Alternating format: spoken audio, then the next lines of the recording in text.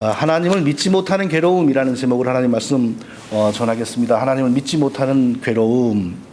자, 오늘 본문은 세례 요한이 어떻게 죽음을 당하였는지를 보여줍니다. 마가복음 1장을 보면 예수님이 공생의 사역을 시작을 하시는데 그때는 바로 세례 요한의 사역이 끝난 시기라는 걸 알 수 있습니다. 예수님의 공생의 사역의 초기는 어떻게 시작이 되냐면 사도 될 사람들을 부르심으로 시작이 됩니다.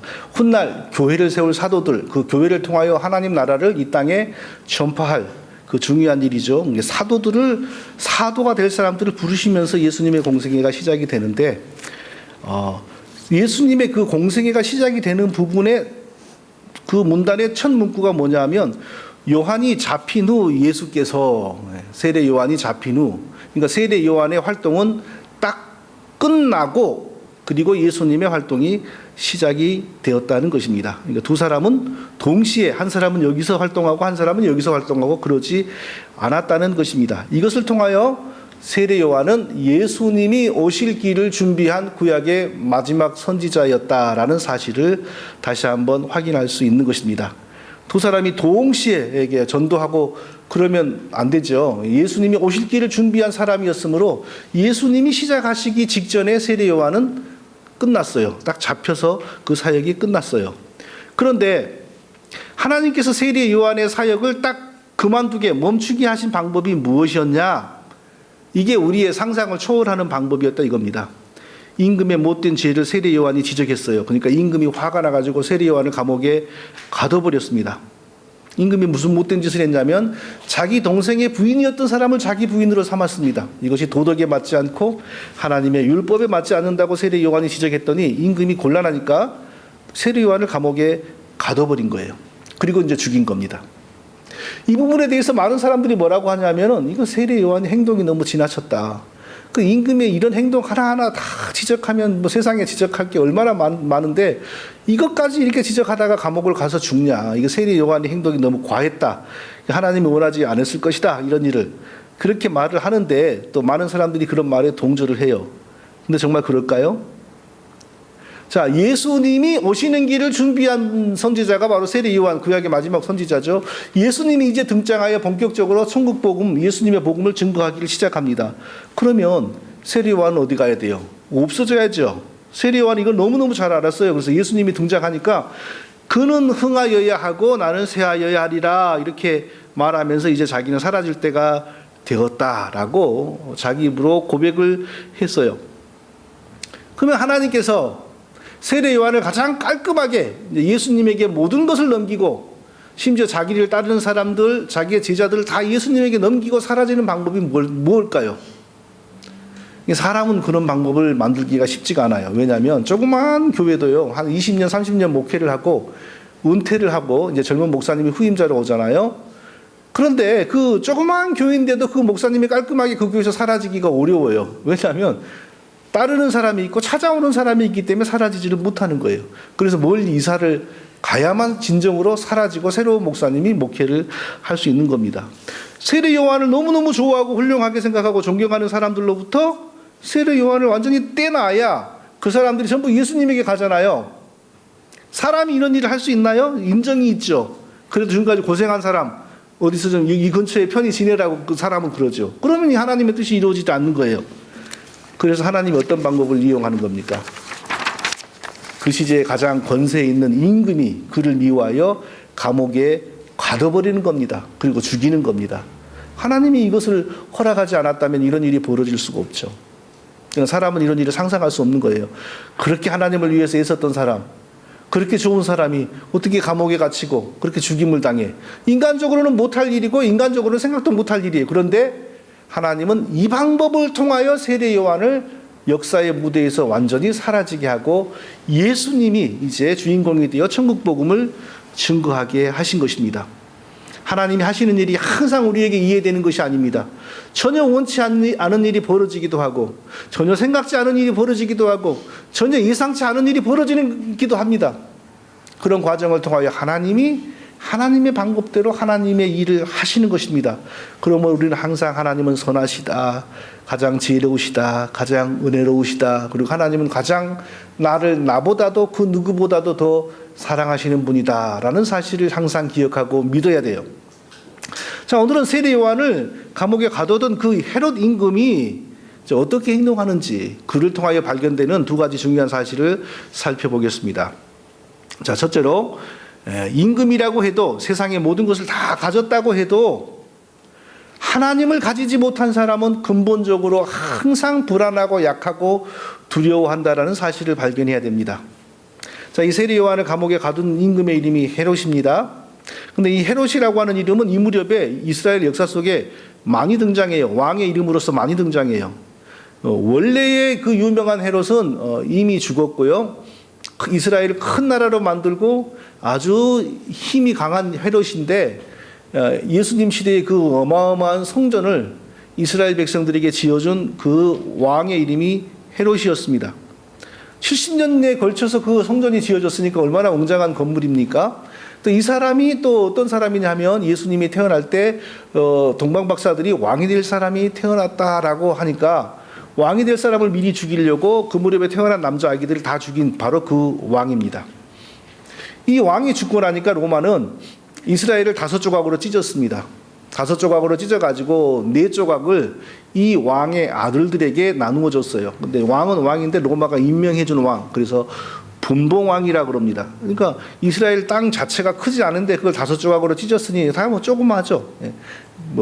한국의 제주도만 하고 제주도보다도 훨씬 적고 그런데 왕들이 4명이나 있는 거예요. 그리고 예루살렘 지역은 분봉왕을 세우지 않고 로마가 직접 임명하는 총독을 거기 세웠어요. 나중에 그 총독의 자리에 예수님에게 사형 판결을 내리는 빌라도가 거기로 부임하게 됩니다. 영토가 아무리 작아도 왕이잖아요. 왕이면 용돈도 많고 부족한 게 없을 겁니다. 그러니까 힘이 많고 뭐 부족한 게 없으니까 자기를 거슬리는 세례 요한을 잡아다가 감옥에 무슨 핑계를 대고 가두는 거죠. 세례 요한도 지금 없어요. 이제 이미 죽었어요. 이 핑계 대고 그냥 죽여버렸어요. 자기 딸이 자기 생일 잔치에서 춤추고 나서 너 소원이 뭐냐 그러니까 세례 요한의 목을 잘라주세요. 그러니까 어린 딸이 요구하니까 그냥 목을 잘라줬어요. 이 정도로 힘이 센 사람이 이 사람이. 그런데 지금 막 불안해하고 초조해하고 염려합니다. 왜냐하면 세례 요한이 죽은 후에 본격적으로 활동을 시작하는 예수님에 대한 소문이 들려오는 겁니다. 예수님에 대한 소문이 들려오는데 가만 들어보니까 예수님이 하시는 말씀이나 하는 일이 세례 요한하고 이미지가 너무 비슷한 겁니다. 다른 사람들 같으면은 뭐 하는 사람인가 보자 하고 구경도 가보고 호기심도 생길 텐데 이 사람에게는 전혀 그런 마음이 안 생겼어요. 근데 오히려 불안해가지고 성경에 뭐라고 나오냐면 헤로드 왕이 듣고 가려되 이는 세례 요한이 죽은 자 가운데서 살아났도다. 그러므로 이런 능력이 그 속에서 운동하느니라. 내가 죽여버린 세례 요한이 저 사람을 통하여 부활해가지고 똑같은 일을 하는구나. 불안해하는 거예요. 내가 목배인 요한 그가 살아났다. 내가 분명히 죽였는데 저 예수라고 하는 사람이 하는 걸 보니까 세례 요한이 다시 살아난 것 같다 하고 막 불안해하고 지금 있는 겁니다. 이게 바로 세상의 모든 것을 다 가졌어도 하나님을 가지지 못한 죄인의 모습인 것입니다. 하나님과 적대적 관계에서 벗어나지 못한 하나님과 원수된 모든 죄인은 아무리 돈이 많아도 아무리 권세가 많아도 아무리 세상에 많은 것을 가졌어도 하나님 앞에서는 이렇게 불안할 수밖에 없는 것입니다. 이 세상에서는 언제나 힘 있는 사람 앞에서 힘 없는 사람이 힘 있는 나라 앞에서 힘 없는 나라는 잘못 보이면 이렇게 이 세상에서도 항상 불안하죠. 요즘에 우리나라와 일본의 관계가 자꾸 예민해지고 있는데 지난 100년의 역사를 보면 그 나라는 먼저 개화하고 근대화하여 먼저 힘을 가지고 난 다음에 우리나 이웃 나라들을 얼마나 압박했습니까? 또 우리에게서는 별의별 걸 다 자기들의 제국주의 전쟁 확대를 위해서 빼앗아갔죠. 쌀, 나무, 모든 사람은 군인으로 좀 나이 든 사람은 노동자로 끌고 가고 심지어는 군수물자 만들기 위해서 세숫대야, 오강 다 가져갔어요. 사람들도 가져가서 성노예로 삼고요. 그런데 오늘날까지 한 번도 배상이란 말을 쓰지 않습니다. 지난번에 100억 엔인가 뭔가 합의하고 준 돈의 이름은 배상금이 아니었습니다. 위로금, 보상금이었습니다. 위로는 뭐냐? 나는 저 사람에게 아무런 잘못을 한 적이 없어요. 근데 저 사람이 불쌍하니까 위로하는 게 위로금입니다. 보상은 뭐냐? 나는 저 사람에게 직접적으로 잘못한 게 없어요. 근데 나 때문에 우연히 저 사람이 손해를 봤어. 나는 여기를 푹 바람을 불었는데 그 바람 때문에 저 사람이 손해를 봤어. 그럴 때 좀 내가 보상해 주는 게, 갚아주는 게 보상이에요. 배상은 뭐냐? 내가 저 사람에게 잘못했어요. 저 사람에게 죄를 지었어요. 그것 때문에 저 사람의 삶이 파괴됐어요. 그 나의 잘못으로 인하여 삶이 파괴된 사람에게 갚는 것이 배상이에요. 그런데 절대 배상이란 말을 안 쓰잖아요. 그래서 지금 문제가 되는 겁니다. 뭐 어디 그 나라뿐입니까? 설교 시간에 제가 이런 정치 얘기를 흔히 하지 않으니까 양해를 바랍니다. 이 중국이라는 나라도 얼마나 힘이 셉니까? 중국 저기 남쪽에 먼 바다에 그게 절대 자기 바다 아니거든요. 뭐 조그마한 산호섬이 있는데 거기다가 시멘트를 부어가지고 그걸 인공섬으로 만들어 놓고 여기는 우리 땅이니까 이 주변은 전부 우리 바다다. 그러면은 이 공해가 없어지는 거예요. 전부 중국 바다가 되는 거예요. 힘이 있으니까요. 힘 있는 자 앞에서 힘 없는 자는 말을 못하는 거예요. 말해봐야 통하지도 않고. 그런데 미국이 그건 말이 안 되는 소리다. 항해의 자유 해가지고 싸울 테면 싸워보자 하고 거기에 최신 군함들을 끌고 일부러 거기를 통과하고 휘젓고 다녔어요. 중국이 찍소리도 못했습니다. 우리가 그랬으면 우리 들이받고 난리 났을 겁니다. 왜 찍소리도 못했을까요? 미국이 자기보다도 힘이 세니까. 이게 세상의 정의입니다. 세상의 정의는 옳고 그름이 아니고 힘입니다. 힘 있는 자의 하는 일이 정의입니다. 세상에서는. 하나님은 절대적인 정의시죠. 최고의 권력이시죠. 절대적인 선이죠. 아무도 대항할 수 없는 그런 분입니다. 그분하고 적지면, 그분하고 원수되면 절대 편하게 살 수 없습니다. 이 세상의 왕이라도, 이 세상의 재벌이라도, 그 누구라도 하나님과 원수 상태요, 대적 관계이면 편할 수가 없어요. 헤롯을 보십시오. 세례 요한을 자기 감정으로, 자기 권력으로 감옥에 가두고 딸의 춤값으로 목을 베어 쟁반에 그 목을 담아 주었습니다. 이제 자기를 불편하게 하는 사람은 완전히 없어진 것 같아요. 그런데 예수님이 사역을 시작하자 죽인 세례 요한이 저 사람을 통하여 살아났나 보다. 불안해하고 있는 것입니다. 사실 그렇죠. 세례 요한을 통하여 역사하셨던 하나님이 지금 예수 그리스도 안에서 함께 계시면서 역사하는 겁니다. 그러니까 하나님과의 대적 관계에 있는 이 임금은 세례 요한을 죽였음에도 불구하고 또 다른 하나님 예수 그리스도로 말미암아 두려워하고 불안해하고 있는 겁니다. 하나님의 손에서 벗어나지를 못하고 있습니다. 이게 바로 죄인의 운명입니다. 세상의 모든 것을 다 가진 왕이라도 사람 앞에서의 아무것도 부족함이 없는 왕과 재벌이라 할지라도 하나님과 원수 관계이고 하나님과 대적 관계이면 언제나 하나님 앞에서는 두렵고 불안하고 염려되고 근심되고 걱정되는 것입니다. 그럴 바에는 왕이 아니고 농부라 할지라도 조그마한 소시민이라 할지라도 하나님과 화목한 게 좋은 거 아닙니까? 그게 100번 복 있는 인생 아닙니까? 이 세상의 사람들이 누릴 수 있는 최고의 복이 무엇인가? 그것은 예수 그리스도를 통하여서 구원을 얻는 겁니다. 왜 예수 그리스도를 통하여서 구원을 얻는 겁니까? 예수 그리스도 믿으면 하나님과 화목해지기 때문입니다. 하나님이 자기 원수된 사람들을 자기 백성으로 삼으시기 위하여 하나님과 우리 사이에 중보자 예수 그리스도를 보내셔서 우리 대신 십자가에 피 흘리게 하시고 예수 그리스도의 피로 우리의 죄에 대해서 자기에게 배상하게 만들었습니다. 그러니까 처음부터 흠없는 예수 그리스도가 우리 대신 피를 흘려 자기에게 우리 죄값을 배상하셨으므로 우리 죄값을 더 이상 묻지 않은 거예요. 그러니까 우리는 하나님과 화목하게 된 겁니다. 혹시 죄를 범할지라도 자기의 피로 우리를 구원하신 예수 그리스도가 우리의 중보자이기 때문에 중보자 앞에 나아가 기도하고 회개하면 아무 일 없습니다.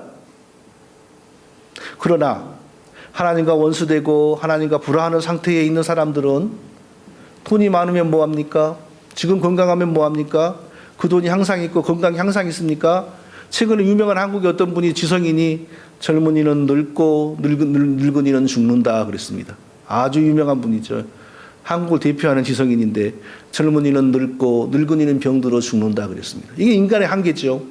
모든 사람은 이 요한한 인생의 한계 아래서 하나님 앞에 서야 됩니다. 그러므로 하나님과 대적 관계에 있는 사람, 죄 문제가 해결되지 않아 하나님의 원수 상태에 있는 사람들은 시간이 갈수록 두려울 수밖에 없는 겁니다. 그러나 그 아들 예수 그리스도, 우리의 중보자 예수 그리스도의 피로 용서함 받고 하나님의 백성된 사람들에게는 그날이 다가오면 다가올수록 기쁘고 행복한 것입니다. 세상에서 제일 복된 일은 예수 믿고 하나님과 화목하는 것입니다. 그러므로 우리는 우리 주변의 모든 사람들에게 예수 믿고 하나님과 화목해지는 것을 전파해야 됩니다. 둘째로, 또 오늘 본문에서 우리는 헤롯 임금이 하나님에 대해서 두려워하는 모습을 통하여 우리를 구원하시기 위하여 택하여 주시고 예정해 주신 하나님의 은혜가, 그 예정이라고 하는 교리가 얼마나 우리에게 위로와 위안이 되는지, 또 감사가 되는지를 발견해야 됩니다. 현대인들은 위로, 예정, 선택이라는 말을 너무 싫어합니다. 그래서 교회에서 이런 것을 설교하는 것이 점점 줄어들고 있습니다. 그러나 성경의 말씀은 우리가 결코 취사 선택할 수가 없습니다. 우리가 성경의 말씀을 취사 선택할 수 있을 정도로 그렇게 만만한 내용은 성경에 없습니다. 성경의 모든 내용은 절대적인 권위가 있는 하나님의 말씀이고 진리이고 아무 사람 그 누구도 더하거나 뺄 수가 없는 하나님의 말씀입니다. 만약 성경에 이 만만한 내용이 있다면 진즉 성경은 망가졌을 것이고 기독교는 진즉 부서졌을 것입니다. 그러나 성경을 아무도 도전하지 못하는 것은 성경의 모든 말씀은 살아계신 하나님의 정확무한 진리의 말씀이기 때문입니다. 하나님의 이 예정과 선택이라는 성경의 가르침은 너무너무 성경적인 증거가 많습니다. 물론 그 반대되는 말씀도 있지만 그 숫자에 있어서 벌써 굉장히 적고, 그리고 그 반대되는 말씀을 해석을 할 때에 과연 이 세상의 모든 사람들을 하나님이 구원하기를 원하는가라고 해석할 수 없는 부분이 있습니다. 그러나 더 많은 말씀들이 모든 사람들이 다 하나님의 백성이 아니라 하나님이 창세 전부터 자기 백성을 따로 정했다라고 하는 사실을 분명하게 말하는 말씀이 훨씬 더 많다는 것입니다. 하나님의 택하심과 예정이 아니고서는 그 어떤 인간도 예수를 믿어 자기 영혼을 구원할 수가 없고, 그 어떤 인간도 하나님 앞에 나와서 은혜를 받을 수가 없습니다. 하나님이 택하신 자에게 믿음을 주시는 은혜가 아니고서는 그 누구도 구원으로 나아갈 수가 없습니다. 모든 사람들이 예수 믿고 구원받기를 원하는데 대부분의 사람들이 믿지 않은 하나님이 구원 못하시는 것이 아니라는 사실은 헤롯 왕을 통하여서도 분명하게 드러납니다. 세례 요한을 감옥에 가두고서 마음이 괴로웠다고 합니다. 헤롯이 요한을 거룩한 사람으로 알고 두려워하여 보호하며 또 그의 말을 들을 때에 크게 번민을 느끼면서도 달게 들음이러라. 자기가 잡아다 놨지만 그 하나님의 사람을 두려워합니다. 그래서 누가 해치지 못하도록 보호를 해요. 근데 또 막상 말을 하면은, 세례 요한이 말을 하면은 마음이 두렵고 근심이 되고 번민이 돼요. 그러면서도 한편으로는 그 말이 옳다라고 또 달게 들었다는 겁니다. 이 헤롯의 심리 상태를 어떻게 해석할 수 있습니까?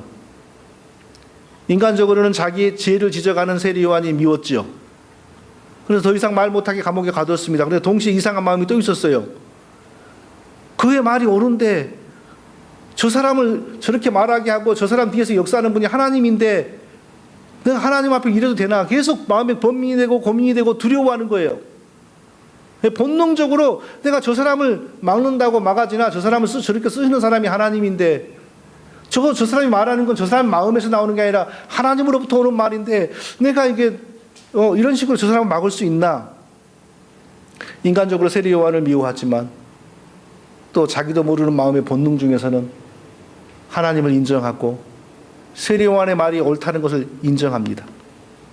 어떤 상태입니까? 이성으로는 하나님의 존재를 인정을 해요. 이성으로는 하나님이 계시다는 걸 인정을 해요. 그런데 자기 마음에서 그 믿음이 안 생기는 거예요. 구원받을 믿음이 안 생기는 거예요. 내가 하나님을 믿어야지, 세례 요한이 가리키는 예수님을 믿어야지, 이런 마음이 안 생겨요. 헤롯이라고 하나님의 은혜가 싫겠습니까? 헤롯이라도 자기가 유한한 인생 끝에서 하나님을 만날 것이고 지옥에 가게 될 것이라는 것이 두렵지 않았겠습니까? 왕이건 재벌이건 농부건 누구나 다 유한한 인생을 살고 있고, 헤롯 자기 자신도 이 유한한 인생이 끝나면 하나님 앞으로 가게 된다는 것을 다 알았습니다. 그러니까 세례 요한을 통하여 말하고 역사하는 분이 하나님인데 내가 이래도 되나? 그러면서 세례 요한이 믿고, 그러니까 감옥에 가두고, 그러면 세례 요한이 하는 말을 또 달게 들으면서도 번민하고, 하나님이란 존재를 인정하는데 하나님을 믿어지진 않는 거예요. 마음으로 받아들여지진 않는 거예요. 구원을 향하여 나아가는 신앙은 가져지지가 않는 겁니다. 말을 달게 들으면서도 번민하고, 그러면서도 세례 요한을 통하여 증거되는 예수 그리스도를 믿지는 못하고. 자, 이것을 우리가 어떻게 설명할 수 있습니까? 하나님이 자기 백성으로 택한 사람에게 믿음을 주는 방식으로 구원받는 사람을 만들어내시고 하나님의 백성이 탄생한다는 하나님의 선택과 하나님의 예정 교리가 아니면 설명이 안 되는 거죠. 하나님이 세례 요한을 감옥에 가둔 이 헤롯을 자기 백성으로 택하시지 않고 먼저 은혜를 주셔서 믿음을 가지도록 역사하시지 않으니까 믿음이 생기지 않고 믿음의 길로 나아가지를 못하는 것입니다. 이런 모습을 보면 하나님이 아무 공로 없고 자격도 없는 사람을 자기 백성으로 택하셔서 믿음을 선물하여 주신다는 성경의 가르침을 부정할 수가 없습니다. 죄의 길을 가는 모든 주변의 죄인들을 불쌍한 사람들에게 물어보십시오. 나중에 우리는 다 하나님 앞에 서게 됩니다. 믿지 않으면 지옥에 가게 됩니다. 예수님을 믿으십시오. 그러면 대다수는 그런 건 성경에 있는 이상한 얘기고 당신이라 그런 거 믿고 이렇게 말하고, 소수가 그래 나 그거 인정하는데 그래 지금은 아니다. 좀 더 제약되게 내가 좀 재밌게 살다가 죽기 전에 늙음막하게 이제 허리도 꼬부라지고 움직이지도 못하고 그럴 때 예수 믿고 뭐 천국 가면 되지. 지금은 아니다. 다들 이렇게 말을 합니다.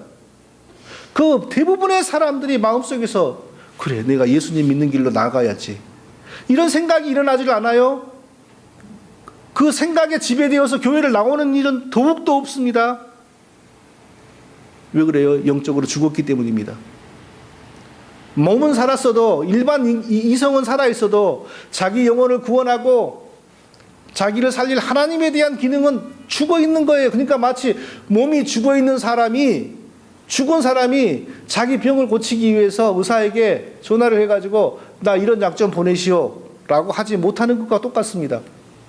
이미 심장이 멎어버린 사람이 주변의 사람들에게 빨리 심장 전기 충격기를 나한테 대주시오 라고 말을 못하는 거하고 똑같은 거예요. 영적으로 죽은 사람, 이미 죄로 말미암아 완전히 버려지고 하나님으로부터 멀어진 사람은 자기 영혼을 위하여 전혀 그러한 일을 할 수가 없는 것입니다. 지금 이 헤롯 왕에게도 영적으로 지금 그런 상태에 지금 있는데 하나님께서 먼저 그 은혜를 주시지 않으니까 번민하고, 그러면서 세례 요한을 통한 역사는 하나님은 두렵고, 또 세례 요한의 말이 또 좋기도 하고, 그러나 그가 증거하는 예수 그리스도가 믿어지지는 않고, 이런 상태가 지속이 되는 겁니다. 그리고 결국에는 자기 생일날 춤을 추어 자기를 기쁘게 하는 어린 딸이 요구하는 대로 세례 요한의 목을 쳐서 쟁반에 담아서 그 춤값으로 주어버리게 됩니다. 끝내 예수를 믿지 않고 멸망의 길로 가버리고 말았습니다. 예. 자, 이것을 어떻게 설명할 수 있습니까? 세례 요한이, 이 헤롯 왕이 예수를 미워했습니까? 세례 요한을 전적으로 미워했습니까? 그들을 통하여, 예수님과 세례 요한을 통하여 역사하시는 하나님에 대한 이해가 있었습니다. 그런데 하나님을 믿는 길로는 나가지를 못했습니다. 어떻게 설명해야 될 수 있습니까? 하나님이 우리를 택하여 주셨다. 하나님이 우리를 예수 믿게 은혜를 주셨다. 이것이 아니면 설명이 안 됩니다. 똑똑하기로 따지면 이 왕이 우리보다 더 똑똑하지요. 돈 많기로 따지면 이 왕이 우리보다 돈이 많지요. 재물과 권세로 말하면 이 왕보다 많은 사람 어디 있습니까? 그러나 하나님이 예수 믿는 은혜를 주시지 않으니까 결코 믿음의 길로 나가지 못하고 오히려 하나님의 선한 사람의 목을 쳐서 자기 죄를 더하는 걸 보십시오.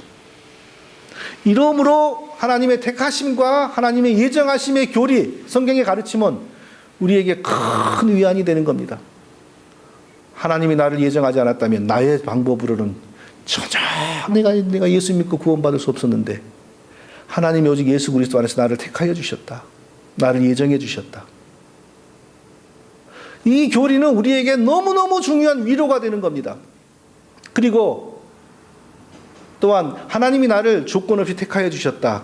이것은 한량없는 감사와 찬송을 하게 만듭니다. 왜? 하나님이 우리를 보셨으면 전혀 우리 택하시지 않았습니다.